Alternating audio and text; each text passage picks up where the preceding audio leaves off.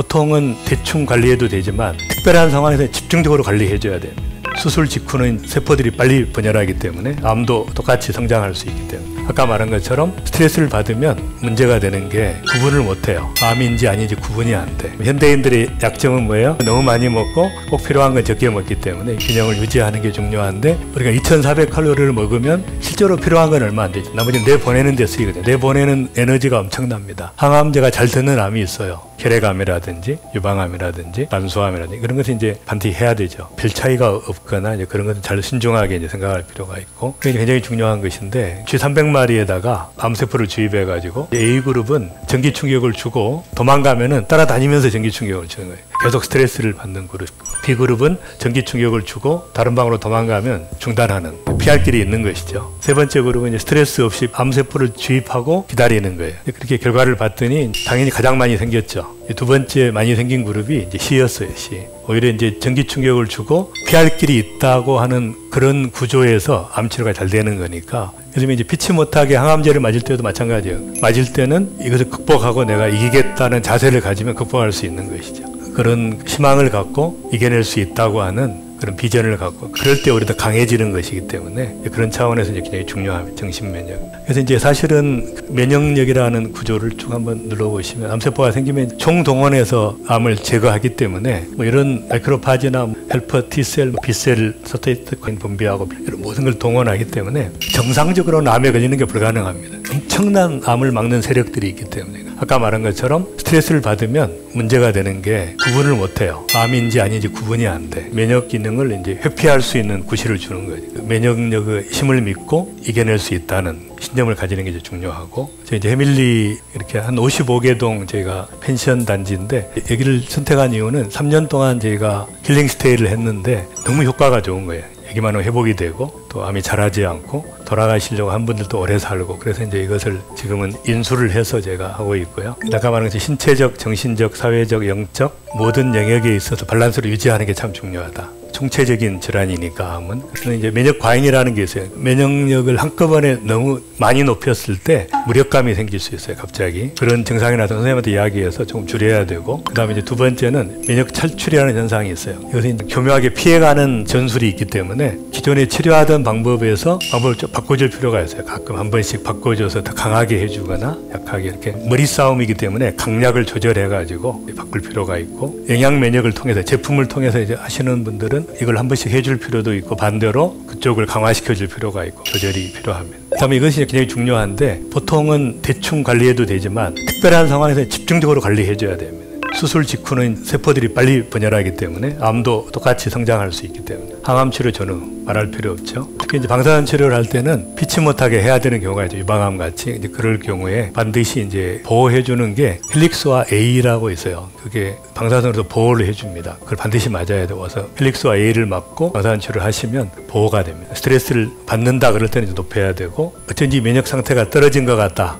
또 감기나 독감이나 대상포진에 잘 걸린다. 연세가 드시면 면역이 떨어지기 때문에 나이가 많으신 분들은 계속 유지할 필요가 있어요. 집중적으로 관리가 필요할 때는 집중적으로 해주고 보통 때는 이제 보통 정도 해주고 선생님들하고 의논해서 하시면 좋을 것 같습니다. 잘 아시는 것처럼 이제 화학항암제, 표적항암제, 면역항암제, 이제 대사항암제를 이제 개발하고 있다 그래요. 지금은 화학항암제는 이제 암만 죽이는 게 아니라 똑같이 다 공격하기 때문에 가장 부작용이 심한 것이고 표적항암제는 암에 관련된 유전 물질들을 원인 물질을 공격하기 때문에 암만 타격을 받는데 그다음에 부작용이 없는 건 아니죠. 면역항암제는 이제 두 가지가 있어요. 면역세포를 활성화시키는 게 있고 암이 머리가 좋기 때문에 면역 물질을 억제하는 그런 물질을 내기 때문에 이걸 격파하는 게 주로 이제 면역항암제입니다.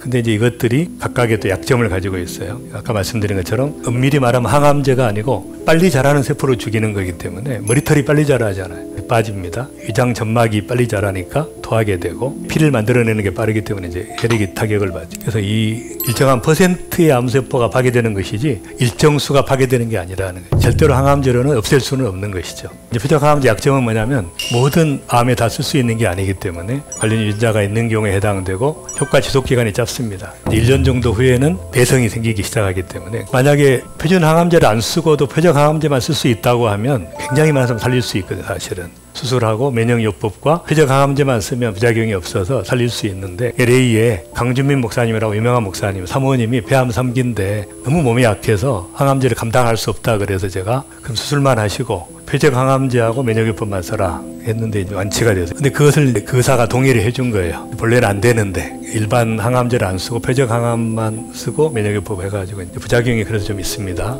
또 보험의 적용의 한계가 있고 면역항암제 마찬가지예요. PDL 원인 경우만 해당이 되고 20% 정도 치료 효과가 있지만 이것도 이제 오래 가지는 않기 때문에 한계가 있고 부작용이 있고 보험이 안 되고 그래서 이제 마지막 대사항암제로 암세포가 자라지 않는 구조를 만드는 그런 연구를 하고 있는데 보니까 이제 이미 제가 25년 동안 이런 영양면역 제품들을 통해서 하고 있었어요. 대사항암 치료를 하고 있었던 거예요, 그동안에. 그래서 아시겠지만 암은 주로 젖산을 먹고 자라기 때문에 산성화가 되는 데서 암이 생존을 하게 됩니다. 알칼리 생태 환경을 만들어주면 암이 자라지 않는 이론적으로 암세포 주변의 생태가 젖산도증에 빠져 있고 암세포는 산소에 의해서가 아니라 젖산에 의해 자라기 때문에 이 구조를 알칼리화로 만들어주는 굉장히 중요한 거예요. 그걸 통해서 염증과 암 면역을 저하시키고 암세포 증식을 억제하고 전이를 억제시키는 이렇게 산성화를 막아주면서 저희 그 있는 제품 영양 면역을 쓰는 것은 그런 효과가 있습니다. 대사 면역에 반드시 병행을 해야 되는 구조고요. 제가 지금까지 지구상에서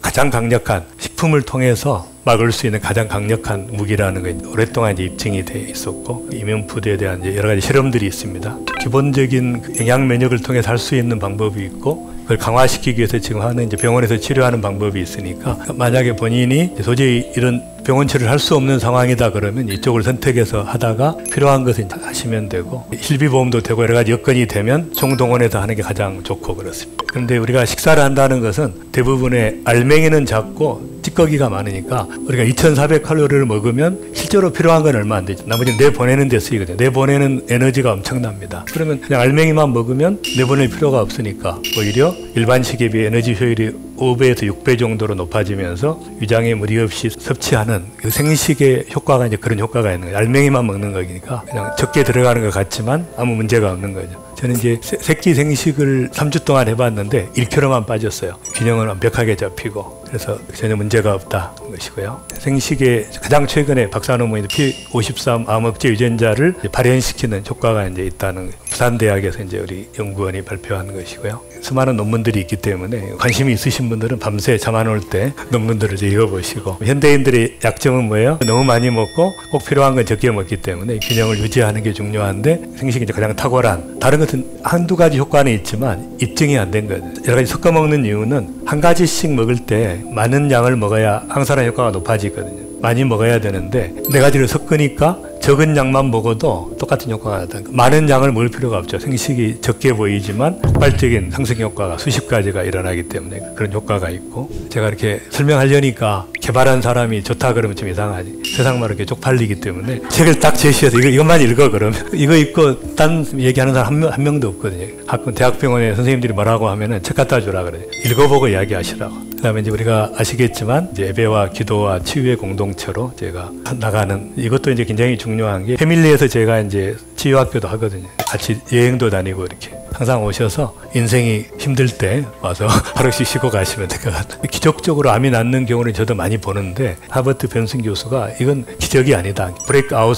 프린시플이라는 이론을 제시했어요. 그러니까 이런 과정을 거쳐서 많은 사람들이 기적적으로 치유되는 경우가 있다. 그 원리를 보면 이런 겁니다. 브레이크아웃 신드롬은 뭐냐면 굉장히 오래 스트러글하고 힘들고 막 고통받다가 이런 상황에서 2단계로 모든 걸 내려놓았을 때 그 순간 내려놓았을 때 맡겨버릴 때 주님께 맡겨버릴 때 전혀 새로운 정상을 경험하게 돼요. 브레이크아웃이라고 하는데 이것이 새로운 상태로 바꾸어지는 이런 것이 이제 수많은 경험들이 있거든요. 기적적으로 암을 치료받은 경우가 1년에 30-40건 있대요. 근데 특별히 이제 어떤 경우가 있었냐면 의사 선생님의 이제 부인이셨는데 위암 말기인데 수술하기 전에 찍어야 되잖아요. 그 상태를 보기 위해서. 근데 그 전에 이제 그분이 밤새 기도를 했대 와서 기도를 하고 이제 딱 찍었는데 수술하려고 보니까 다 사라진 거예요. 그래서 유명한 스토리가 있었고, 제가 서울대병원에서 전도하던 재벌회사 회장 부인이었는데 유방암이 이제 다 전이가 돼가지고, 이분이 이제 찬송가만 들으면 이제 통증이 없어진대요. 통증이 심했는데 나중에 온몸이 전이 돼가지고 돌아가시기 직전에 갑자기